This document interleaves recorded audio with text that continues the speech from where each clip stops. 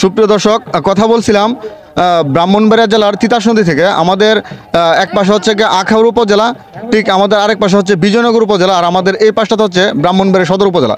আমরা কিন্তু ইতিমধ্যে একদম তিতাস নদীতে অবস্থান করেছি, যেখানে আসলে তিতাস নদী থেকে জেলেরা সরাসরি মাছ সংগ্রহ করে এবং এই মাছগুলা ব্রাহ্মণবাড়িয়ার বিভিন্ন হাটে তারা সরবরাহ করে। আমরা কিন্তু তিতাস নদীতে ইতিমধ্যে অবস্থান করতেছি। আমরা তিতাস নদী থেকে যে জেলেদের যে জীবনচিত্র, সেটা কিন্তু আমরা একদমই সরাসরি আপনাদের মাঝে তুলে ধরতে চেষ্টা করব। আমরা এখানে যারা তিতাস নদীতে স্থানীয়ভাবে মাছ শিকার করে তাদের সাথে কিন্তু আমরা কথা বলবো, এবং তাদের সাথে কথা বলে তাদের যে এখন যে অবস্থাটা আছে তাদের এই অবস্থাটা কিন্তু আপনাদের মাঝে আমরা তুলে ধরার চেষ্টা করবো। তারই অংশ হিসেবে আজকে কিন্তু আমরা এই তিতাস নদীতে আসি, এবং যারা না আমাদের এই চ্যানেলটাকে সাবস্ক্রাইব করেনি, আমাদের এরকম নতুন নতুন ভিডিও পেতে আমাদের চ্যানেলটাকে সাবস্ক্রাইব করবেন।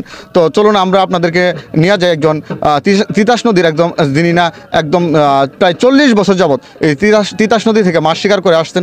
ওনার সাথে আপনাদেরকে আমরা কথা বলিয়ে দেবো, এবং ওনার সাথে কথা বলি আমরা ওনার কাছে জানবো যে তিতাস নদীতে এই মুহূর্তে আসলে কীরকম মাছ আছে, এবং তাদেরকে জীবিকা নির্বাহের জন্য তারা তো প্রতিনিয়ত মাছ শিকার করে যাচ্ছে, এবং নদীতে যে কীরকম মাছ আছে এবং মাছের যে বাজার মূল্যটা আছে, তাদের সংসার কীভাবে চলে, সার্বিক বিষয় নিয়ে কিন্তু আমরা একজন স্থানীয় যে জেলে আছে ওনার সাথে আমরা কথা বলবো।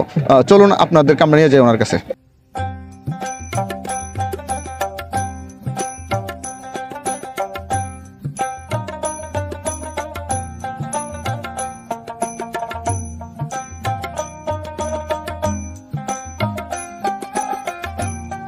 কেমন আছেন আপনি? ভালো আছি। তো আমরা তো তিতাস নদীতে আছি। আপনি তো তিতাস নদীতে মাছ মারেন বা মাছ ধরেন। কত বছর যাবত আপনি মাছ ধরেন? 40 বছর যাবত মাছ ধরি। তিতাস নদীতে 40 বছর যাবত। আপনার বাড়ি কোনখানে বা বাসা কোনখানে? বাড়ি টানপাড়া। আখাউড়া পৌরসভাতে। পৌরসভা। তো এই নদীতে আপনি প্রায় 40 বছর যাবত মাছ ধরেন না? তাহলে আপনার পূর্বপুরুষরা কি এই পেশার সাথে সম্পৃক্ত ছিল? আছিল। আপনার বাবা কি করতো? বাবা জেলে ওই। তা আপনার নামটা কি একটু জানবো আমরা প্রথমেই? শ্রী হরিপদ চন্দ্র দাস। শ্রী হরিপদ চন্দ্র দাস। তো আপনি 40 বছর যাবত মাছ মারার সাথে সম্পৃক্ত। আমরা তো তিতাস নদীতে আছি। আমাদের বাংলাদেশের একটা সময় দেখা যেত কি যে মাছের যে চাহিদা ছিল তারই বেশি একটা অংশ নদী থেকে আসতো, বা মুক্ত জলাশয়ের মাছ ছিল। এখন তো আসলে মোটামুটি চাষের মাছটাই বেশি আমাদের দেশে। নদীতে মাছ কম। নদীতে অনেক মাছ কম। যেহেতু মানে আপনার বাবাও ছিল ওই মাছ ধরা পেশার সাথে সম্পৃক্ত, আপনিও হয়তো বা ছোট সময় থেকেই মাছ ধরার সাথে সম্পৃক্ত। আমার সব জাল মাল আছে, কোনো সমস্যা নেই। আপনার থেকে আপনার বাস্তব অভিজ্ঞতা থেকে আমরা জানবো আপনার কাছে যে নদীতে আসলে এখন মানে এই বছর কেমন মাছ আছে? এবছর মাছ নাই, কম, খুব কম। আসলে দিনে দিনে তো আমরা যেটুকু জানি যে আসলে বিভিন্ন মাধ্যমে আমরা দিনে দিনে জানি যে আসলে মাছ কমে যাচ্ছে। মাছের চাহিদা তো মনে করেন হরে লেগেছে, মনে করেন ওই ওষুধ দিয়ে এটা ক্ষেতের ওষুধ দিয়ে এটা পরে এটার থেকে আপনার অনেকগুলো ক্ষতি হইতেছে। মানে আমরা জানি যে বিভিন্ন মাধ্যমে যে দিন দিন মাছ কমে যাচ্ছে। আপনি তো বাস্তবে মাছ শিকার করেন, আপনি বলতে চাচ্ছেন যে মাছ কমে যাচ্ছে। মাছ কমা একবারে মাছ নাই, ওই দেশে মাছ কম, খুব কম। দেশে খুবই মাছ কম। আসলে এই মাছটা কম হওয়ার জন্য কি মানে আপনি প্রথমে বলছেন যে জমি জামাতে বিষ মনে করেন ওষুধ দেয়, এটার থেকে মনে করেন অক্সিজেনে মাছ থাকে না, মাছ জায়গা চলে যাবে। জমি জামাতে যে কীটনাশক দেয়, এই জন্য মাছ কমে গেছে। সব মাছ মরে জায়গায় ডিম প্রতিষ্ঠানও না। মানে আপনি বলতে চাচ্ছেন যে নদীতে মাছ দিন দিন কমে যাচ্ছে। তো আমরা তো এই বছর যদি জানতে চাই যে এই বছর কেমন মাছ আছে নদীতে? এবছরও মাছ কম, তিতাসুপ মাছ কম। মানে নদীতে মাছ কমে যাচ্ছে বিভিন্ন কীটনাশকের, কি আপনি বলবেন তাই নাকি? জি। আচ্ছা, নদীতে যারা মাছ মারে তারা একটা দলবদ্ধ বা গ্রুপবদ্ধভাবে মাছ মারে। আপনাদের দলে কতজন সদস্য আছে? আমাদের দলে মনে করো অনেক আছে, অনেক সদস্য আছে। আমরা নাম বিল বিডো, যে বিল হাল বিডো, আমরা হিন্দুর নাম। এই বিলগুলা বলতেছেন আপনাদের নামেই? জি। তাহলে আপনাদের এই যে এইখানে যে আমরা আখাউড়ার দিকে আছি, বা এই আমাদের এই পাশটা হচ্ছে ব্রাহ্মণবাড়িয়া সদর, ওই পাশে বিজয়নগর, আমরা তিতাস নদীর মাঝখানে আছি। তাহলে আপনারা এখানে এই এরিয়াটাতে কতজন মাছ ধরেন? মাছ ধরে অনেক লোক, মাছ মনে করেন 400-500 লোকের উপর হইব। 400-500 লোকের উপর আছেন। তাহলে আমরা যদি বলতে চাই যে হিন্দু লোক কম, মুসলমানই মাছ ধরে বেশি। হিন্দুর চেয়ে মুসলমান এখন বেশি মাছ বেশি ধরে। তাহলে আপনারা কি বলতে চাচ্ছেন যে আপনাদের যে একটা বর্তমানে সব জিনিসের মানে বাজার মূল্য বেশি, মানে যে কোনো জিনিস কিনতে গেলে বাজার মূল্য বেশি, সেই পরিপ্রেক্ষিতে যে আপনারা যে মাছ ধরে যাচ্ছেন, তাহলে আপনাদের কি মানে সংসার কি মাছ দিয়ে চলে আবার কোনো সময় ইয়েও থাকে, আমরা অন্য কাজকর্ম করি, ক্ষেত পাতর করি।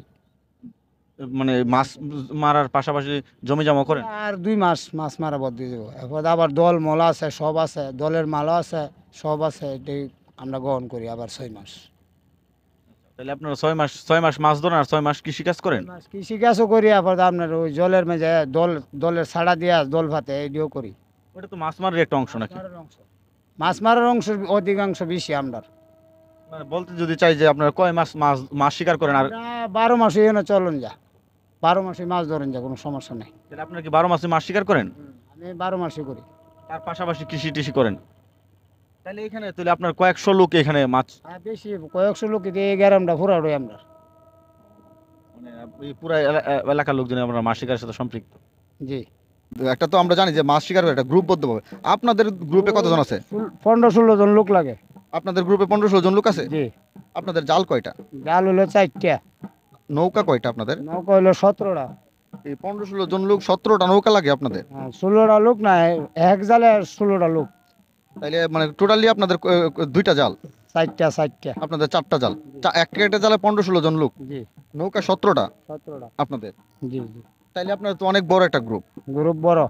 আপনাদের পুরা গ্রুপে মানে যে 17টা নৌকা, 4টা জাল, তারপর আপনাদের এক একটা গ্রুপে 15-16 জন করে লোক, এই যে আপনাদের, একটা গ্রুপে 16-17 জন লোক লাগে। তাহলে আপনাদের যে এতগুলা গ্রুপ, তাইলে আপনাদের মানে টোটালি আপনি যদি জানতে চাই প্রত্যেক দিন আপনার কত টাকার মাছ শিকার করেন নদী থেকে? এটার কোনো হাদিস নাই, মনে করেন 5,000 পাওয়া যায়, 20,000 পাওয়া যায়, 10,000 পাওয়া যায়, 30,000 পাওয়া যায়, এটা হিসাব নাই, হিসাব এটা কোন যেত না। তো এখনকার সময়ে যেমন এখন এখনকার বেচ যাওয়া কোনো মাছই না, নদীর কোনো মাছই নেই। নদীতে একদম মাছই নেই, অবস্থা খুবই খারাপ। খুব খারাপ, মানে আজকে মনে হয় পাইতাম না 15টা করে। কত টাকার মাছ পাবেন আজকে? আজকে মনে হয় 4,000 মাছ হয়েছে না। 4,000 টাকার মাছও হয়েছে না। তাহলে আপনাদের এক একটা গ্রুপে যেহেতু 16 থেকে 17 জন লোক, আপনার 4টা জাল, 17টা নৌকা, তাহলে আপনাদের এরকম গ্রুপ, আপনাদের কয়টা গ্রুপ আছে? আমাদের এই 4টা গ্রুপ। আপনাদের 4টা গ্রুপ, 4টা গ্রুপে মানে 4,000 টাকার মাছও পাবেন না এরকম মনে হচ্ছে। এর চেয়ে আরো কম, আর কোনো গ্রুপ আইসো না। তাহলে বলতে চাচ্ছেন যে তিতাস নদীতে একদমই মাছ মাছ নাই, কমে গেছে। মাছ একদমই কমে গেছে, তাহলে আপনাদের অবস্থা খুবই খারাপ। খারাপ। তাহলে মানে সবচেয়ে বড় আপনি কাকে দোষ দিবেন যে যে জমিতে যে কীটনাশক ইউজ করি এটাকে? এটাও দোষ আছে, মনে করেন পানি নদীতে না এলে মাছ হইব কি করে এখন, নদীতে তো পানি হয় না। আমরা তো দেখতেছি নদীতে ভালো পানি আছে, এটা কি পর্যাপ্ত নয়? না, এ বোঝা তো না, আরো পানি হওয়ার দরকার। সুপ্রিয় দর্শক, এতক্ষণ আমরা কথা বলছিলাম তিতাস নদী থেকে, যেখানে জনাব হরিপদ সাহা নামের একজন, তিনি 40 বছর যাবৎ মাছ শিকার করে যাচ্ছেন। তো ওনার সাথে আমরা কথা বলে যে জিনিসটা জানলাম যে আসলে দিনে দিনে তিতাস নদীতে একদমই মাছ বিলুপ্ত প্রায় বলা চলে, যেখানে উনি বলছে যে ওনাদের 4টা গ্রুপ, 17টা নৌকা এবং 4টা জাল নিয়ে তারা দলবদ্ধভাবে মাছ শিকার করে। কিন্তু তিনি আমাদেরকে জানিয়েছে যে আজকে যে তাদের 4টা গ্রুপে প্রায় 4,000 টাকার মাছ মানে শিকার করতে পারে নাই, মানে নদীতে এক প্রকার মাছ নাই বলাই চলে। তো তার জন্য ওনারা দায়ী করছে যে আসলে আমাদের যে তিতাস নদীর যে একদমই পাড়ে ঘেঁষা যে বিলগুলো আছে, বিলগুলোতে আসলে কৃষির সিজনে অবশ্যই এখানে ধান চাষ করা হয়, সেই ক্ষেত্রে সেখানে বিভিন্ন রকমের কীটনাশক ব্যবহার করা হয়। তারা কিন্তু এই কীটনাশককে দায়ী করছে যে কীটনাশকের কারণে মাছের ডিম পোনা নষ্ট হয়ে যায়, সেই জন্য নদীতে মাছ পাওয়া যায় না। তো যদি এরকম কীটনাশক না ব্যবহার করে অন্য কোনো একটা পদ্ধতি অবলম্বন করা যেত, তাহলে নদীতে পর্যাপ্ত মাছ পাওয়া যেত। তো শ্রী হরিপদ সাহার সাথে আমিও সুর মিলিয়ে এই জিনিসটি বলতে চাচ্ছি, আমরা যে বিদেশি মুদ্রা অর্জন করি তার মাঝে কিন্তু আমাদের যে একটা গুরুত্বপূর্ণ একটা অংশ কিন্তু আমাদের এই মাছ রপ্তানির মাধ্যমে আসে বাংলাদেশে। কিন্তু একটা সময় ছিল কি জলাশয় থেকে বা বিভিন্ন নদী নাল থেকেই মাছ পাওয়া যেত পর্যাপ্ত। এখন কিন্তু আমরা পুরোপুরি চাষের উপর ডিপেন্ড হয়ে গেছি। তো যদি এরকম এই নদীগুলাকে বাঁচানো যেত এবং নদীর পানিটাকে বিশুদ্ধ করে রাখা যেত, এবং নদীর মানে একদম পারে যে বিলগুলো আছে সেগুলোতে যদি কীটনাশকের পরিবর্তে অন্য কিছু ব্যবহার করা হয়তো বা মাছ অনেকটা বেশি পাওয়া যেত। সরকারকে এই বিষয়ে জেলে সম্প্রদায়কে এবং তাদেরকে পর্যাপ্ত সহযোগিতা করার জন্য উদারতা আহ্বান রেখে ব্রাহ্মণবাড়িয়ার তিতাস নদী থেকে বিদায় নিচ্ছি। আসসালামু আলাইকুম।